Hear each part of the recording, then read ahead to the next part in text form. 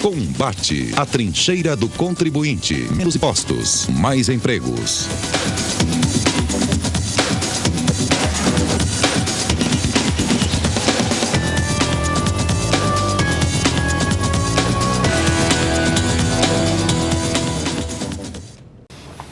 Boa noite, amigos e amigas. Estamos iniciando um novo programa Combate, um programa da Confederação Nacional de Serviço. E o nosso lema, você já sabe, é mais empregos e menos impostos, e menos complicações também. E hoje nós temos a satisfação de receber a professora Gelma Nascimento, que é da Trevisão Gestora de Consultoria. Muito obrigado por estar aqui, professora. Obrigada a vocês, da CNS, obrigada a Luíde, obrigada a Roberto pela oportunidade de estar aqui falando sobre terceirização. Muito obrigada.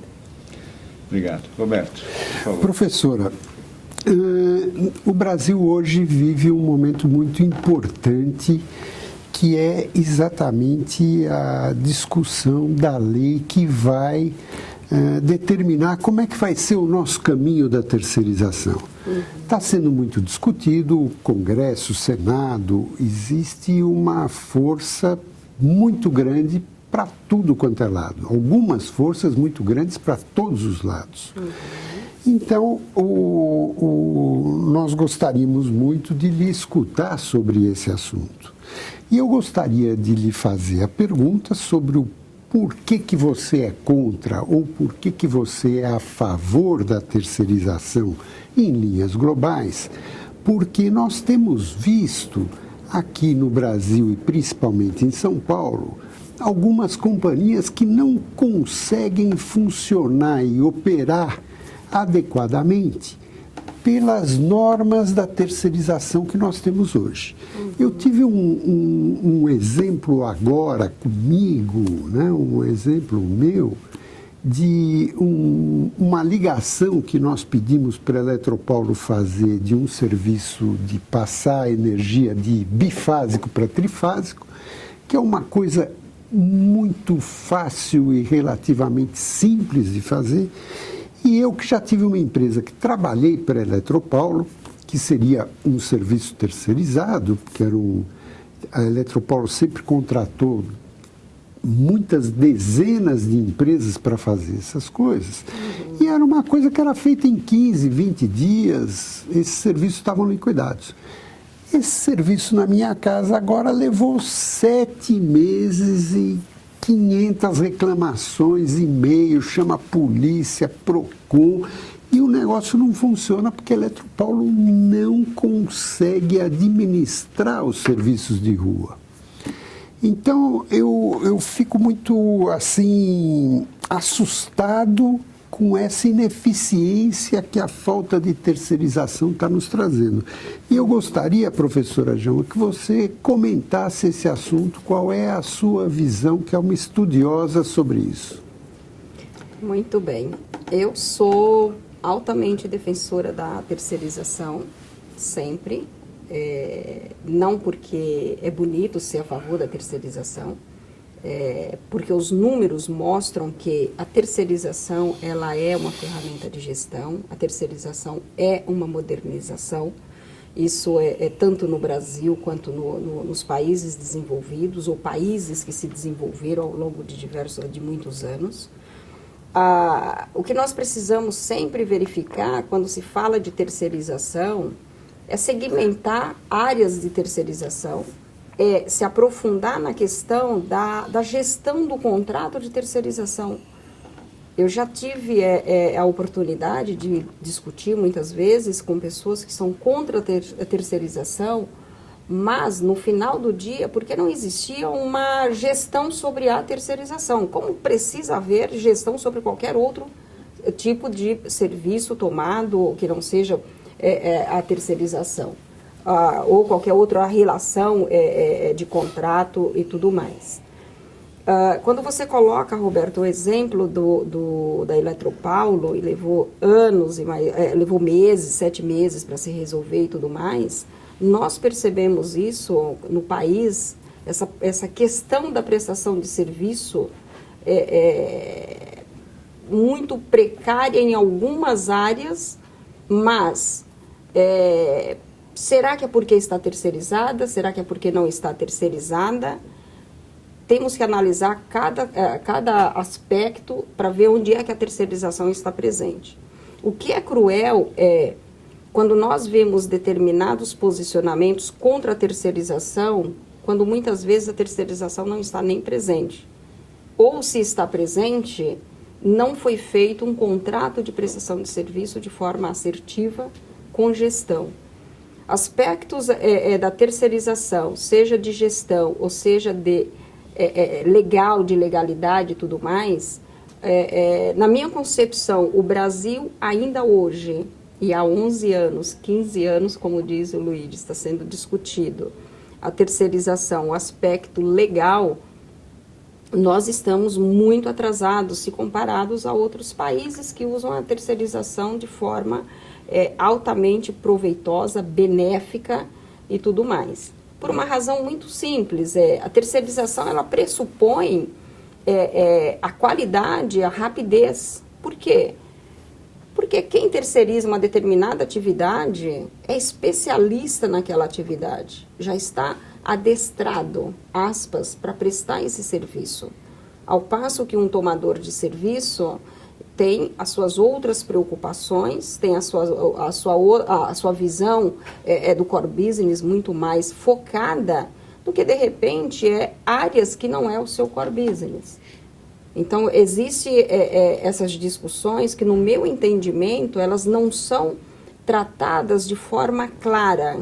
Existe uma discussão muito ampla e acaba-se por se chegar num diagnóstico final, para muitos, que a terceirização ela é maléfica. Exatamente. Essa sua afirmação de que alguns acham que ela é prejudicial ao próprio desenvolvimento e os direitos trabalhistas, né? Os terceirizados são considerados pessoas do segundo nível. Escalão, né? Não são de primeiro nível em termos de emprego. Eles são pessoas que precarizam o trabalho, inclusive o trabalho escravo, né? Como dizem os que defendem e são contrários à terceirização. Agora, essas manifestações contrárias, especialmente por parte do judiciário, né? Hoje nós estamos no dia 15 de maio, tem uma manifestação no Judiciário Paulista, parando o Judiciário, e por uma manifestação, não tendo mais audiências no Judiciário, para fazer uma manifestação contra a terceirização. Os procuradores do trabalho fazem seminários e fazem reuniões nacionais para se colocar contra a terceirização. No Congresso, o senador Paim, por exemplo, se reúne na comissão que ele é relator, centrais sindicais, algumas, evidentemente, porque não todas são favoráveis, são contrárias à terceirização, para que seja feito um programa nacional de divulgação e participação de entidades de manifestação contra a terceirização. Eu queria saber de você, professora João, se efetivamente essas manifestações contrárias têm uma base lógica e uma base técnica. Porque nós, no setor de serviço, temos alguns números importantes para revelar e que nós já revelamos e que eu gostaria de aproveitar para revelá-los novamente. Uhum. Nós mandamos uma circular a todos os deputados, e agora nós mandaremos também a todos os senadores, mostrando que o PIB nacional, ele representa 73% do PIB nacional é representado pelo setor de serviços, sendo especificamente aqueles que trabalham no setor de serviços não financeiros, representa 37,5% do PIB, quer dizer, são aqueles que estão sendo discutidos na nossa lei. Faturamos 3,2 trilhões em 2014 no setor de serviços, sendo que 1 trilhão e 400 são aqueles exatamente que está sendo discutido na nossa lei. Do emprego, nós temos 27 milhões de empregados, sendo que representa 54,9% de todo o emprego nacional. Uhum. Então, parece que se esse pessoal vai ser proibido de trabalhar, nós vamos perder 54% do PIB de emprego. Um dos salários, nós temos hoje o salário médio do setor de serviços representa R$ 2.378 o salário, enquanto que só perdemos essa representação, essa média na área de mineração, que é por volta de R$ 4.500 a R$ 5.000. Mas ganhamos, por exemplo, da indústria, que é de R$ 2.100. A jornada de trabalho nossa, média nacional, é de 38,6 horas. É 5,1% abaixo da média nacional, né? E o tempo do emprego é de 79 meses, enquanto que a média nacional é de cerca de 59 meses. Então, como é que a gente pode chamar esse setor de um setor que precariza o trabalhador, que persegue o trabalhador, que o trabalhador não tem direitos e que é um trabalho escravo? Assim, na prática, o que eu vejo estão fazendo vistas grossas para os números da parte de serviços, não querem enxergar. Está faltando informação fidedigna sobre a realidade do país no aspecto da terceirização. Eu entendo que não está sendo levado em consideração a realidade efetiva, ou seja, números que apontam qual é essa realidade. Eu posso citar cases de terceirização de serviços e, de novo, falo nas áreas administrativas financeiras, que é a minha especialidade, onde a realidade é você terceiriza uma atividade, você é uma empresa altamente regulamentada, normatizada, tanto quanto o tomador de serviços. Não existe distinção. O pessoal da corrente contrária já buscou analisar um contrato de prestação de serviço entre tomador e prestador de serviço. Conjugado a esse contrato, verificou quais são os contratos trabalhistas, os contratos com seus colaboradores do prestador de serviço. E verificou a realidade, o que acontece efetivamente nessa relação, tanto empregador-empregado, quanto prestador e tomador de serviços. São empresas normatizadas, como todas as outras, as empresas tomadoras de serviço. Inclusive os acordos salariais, só para reforçar, eles são todos registrados no Ministério do Trabalho. Tanto os acordos são firmados entre empregado e empregador nessa área do setor de serviço, eles estão registrados no Ministério do Trabalho. Quer dizer, o Ministério do Trabalho, será que está registrando contratos precários e trabalho escravo? Exatamente. E aí pode, uma das discussões, uma das falas e muitas falácias sobre, você terceiriza uma área dentro de um tomador de serviço e contrata os mesmos profissionais que estavam dentro desse tomador de serviço com salários inferiores. Onde acontece isso? Isso já não acontece porque nós temos uma média salarial. Exatamente. O que acontece efetivamente? Acontece o seguinte: um tomador de serviço que não tem a destreza daquele serviço, porque não é o seu core business, de repente ele não tem a performance que um prestador especializado tem. Então, de repente, ele tem 15 funcionários para realizar aquela tarefa. Enquanto que um prestador de serviço, por ser especializado, por ter a destreza, por ter desenvolvido a expertise, não faça essa atividade com 15, faça com 12, faça com 13. Esta é uma realidade. Mas isso não é maléfico, isso está provado que o ser humano, quanto mais treinado, mais rápido, mais agilidade ele tem para executar uma tarefa. Quanto mais especializado, né? Exatamente. Inclusive, né? Exatamente. Eu uso o termo da destreza para deixar bem claro que isso se aplica não só nas áreas técnicas, nas áreas administrativas financeiras que eu atuo, mas isso em qualquer outra área. Se alguém é especializado, alguém vai fazer melhor e mais rápido. Isso não é crime nem para quem faz mais rápido e melhor e nem para quem está tomando esse serviço. Professor, a gente olhando um objetivo de melhora, como é que eu quero que o meu país seja, o que eu espero que a gente conquiste, muitas vezes a gente olha para o norte e vê os Estados Unidos e fala, puxa, como seria bom se a gente tivesse aquele padrão de vida, e procura, de alguma forma, analisar o que eles fazem e o que a gente faz, para ver se a gente pode melhorar alguma coisa e chegar mais perto daquele padrão de vida que eles têm, que é bastante mais elevado e mais civilizado do que o nosso, no aspecto de respeito. Sim.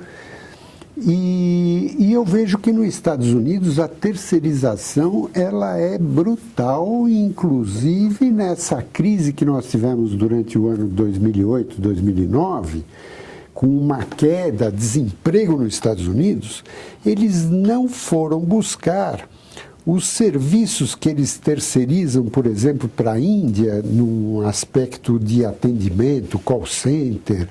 Os indianos prestam um serviço brutal com milhões e milhões de pessoas trabalhando para os americanos. E são serviços todos terceirizados. Os americanos não foram buscar de volta esses trabalhos porque eles preferem ter trabalhos mais nobres do que os trabalhos que eles terceirizam, né? E então o volume de terceirização nos Estados Unidos é imenso, inclusive para outros países.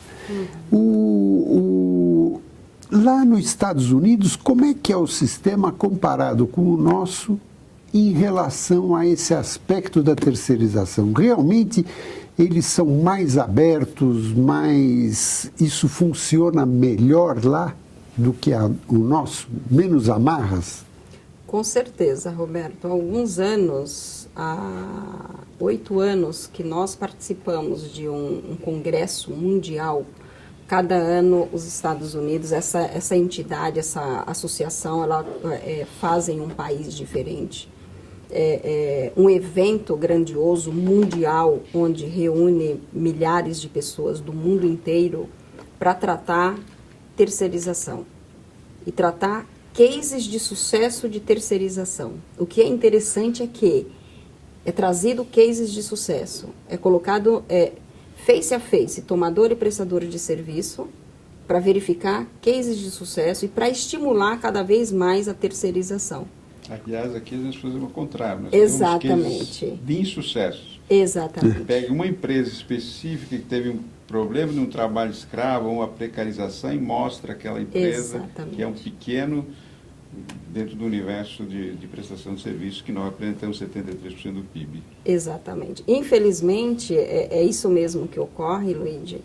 E para nós, na TGIC, na Televisão Gestão e Consultoria, desde que nós começamos a participar desses eventos e perceber o quanto, e não é por ser os Estados Unidos, por ser um país de primeiro mundo,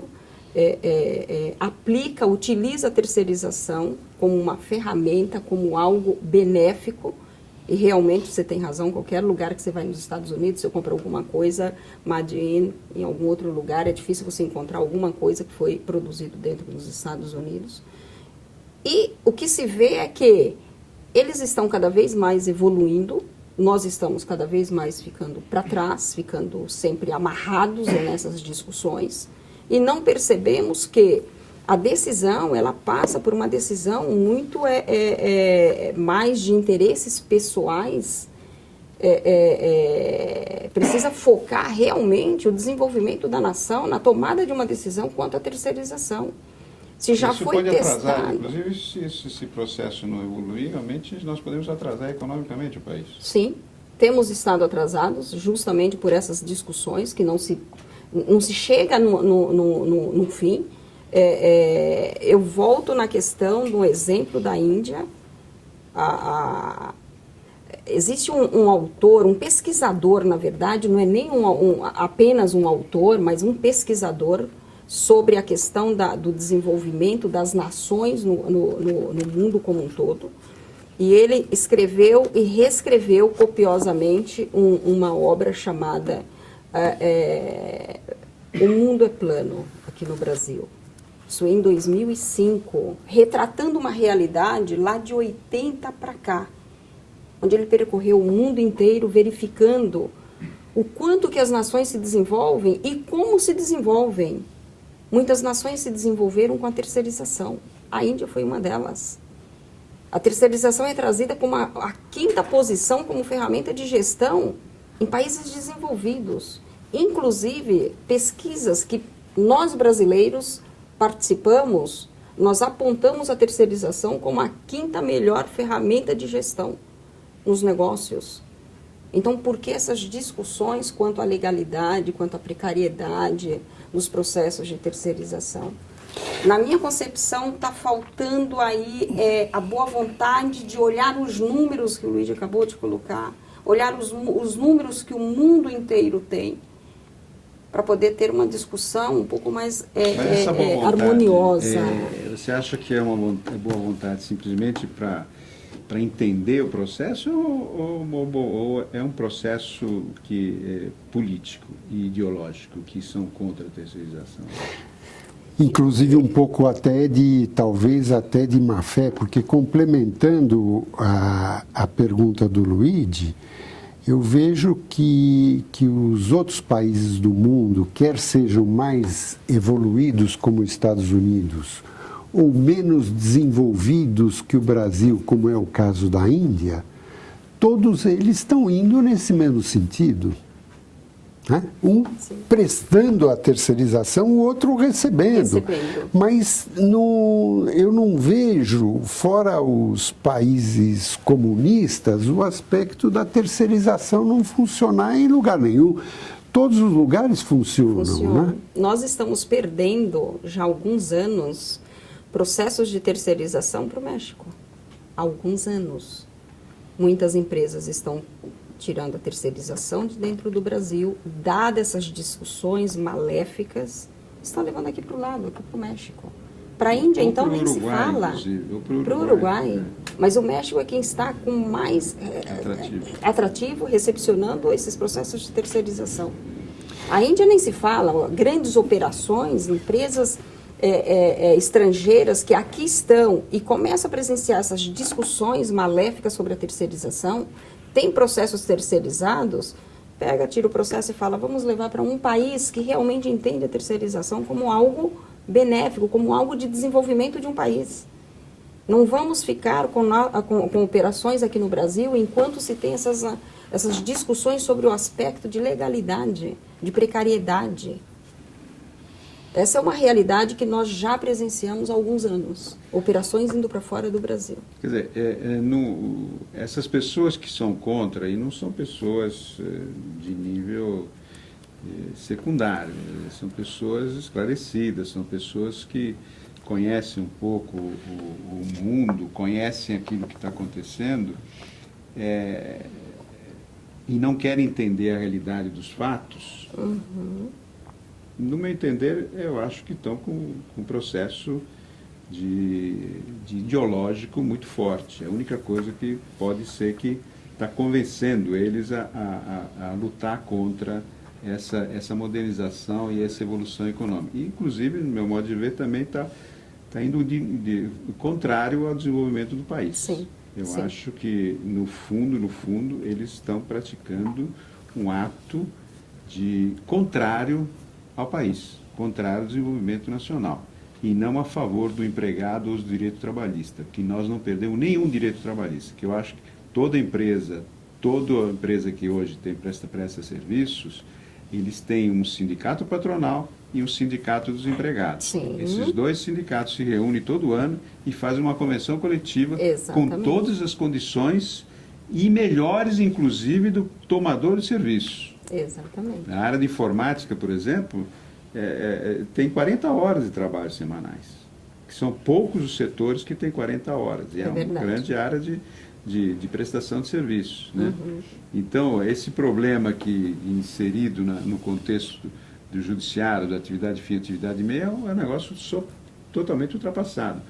Como o Roberto falou, essa empresa que antigamente fazia prestação de serviço, tinha uma condição de prestar um serviço que hoje não consegue ser prestado pela própria prestadora, distribuidora de energia, era um serviço que tinha uma qualificação e tinha uma rapidez no atendimento do usuário. E hoje não. Hoje provavelmente custa muito caro fazer isso. E eles não fazem porque exatamente e a capacidade de gestão, não tem né? de gestão disso, porque se tivesse uma empresa só fazendo esse tipo de trabalho, ela teria muito mais otimização e muito mais de qualificação profissional disso. Né? Eu tenho duas visões sobre essa questão dessas correntes negativas contra a terceirização. Eu vejo assim, a primeira visão é total desconhecimento, apesar de não serem pessoas secundárias, apesar de serem pessoas instruídas. Muitas vezes a pessoa é instruída, mas não tem um empoderamento necessário para aquela matéria, se agarra muito a falácias e toma essas falácias como verdade, em vez de ganhar um tempo e ir até lá e verificar efetivamente, que me perdoem os juízes trabalhistas e tantos outros que são contrários, mas eu entendo que precisa ter um pouco mais de cautela, descer um pouco e verificar efetivamente, não pegar casos isolados. Casos isolados tem no Brasil e tem em qualquer lugar do mundo. É verdade. Ponto. E não é o caso isolado que nós estamos discutindo a regra, não a exceção. E como regra, nós temos cases de sucesso no Brasil, no mundo inteiro, que a terceirização funciona. Então, a primeira visão é essa. A segunda visão